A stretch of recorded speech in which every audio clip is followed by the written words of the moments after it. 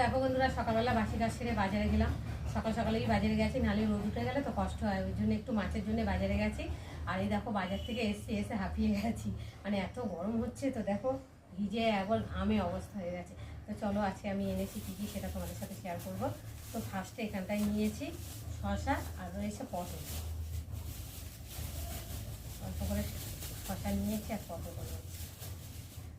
গরমের মধ্যে তো মুখেও তেমন কিছু খেতে ভালো লাগে না, এই জন্য শসা একটু নিয়েছি, একটু পটল, আর নিয়েছি একটা ধনে পাতা।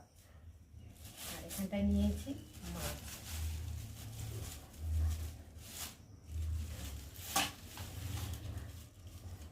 এটা হচ্ছে ইলিশ মাছের মতো দেখতে, এটাকে বলে খোকা ইলিশ। এই দেখো, দেখতে পাচ্ছ, এটা দিয়ে সর্ষে বাটা দিয়ে ঝাল করলে যা লাগে না খেতে। এই মাছটা তোমরা কারা পছন্দ করো অবশ্য কিন্তু কমেন্টে জানিও। দেখো মাছ আছে, আর নিয়েছি একটু চিকেন।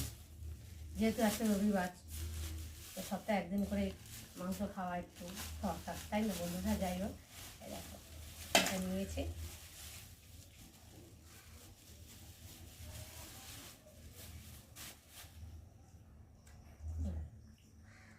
চিকেনের যা দাম হয়েছে দেখো, 1 কেজির দাম হচ্ছে 230 টাকা নিয়েছে। আজকে রবিবারের বাজার হলে তো মানে যা দাম ধরে নেয় কি বলবো।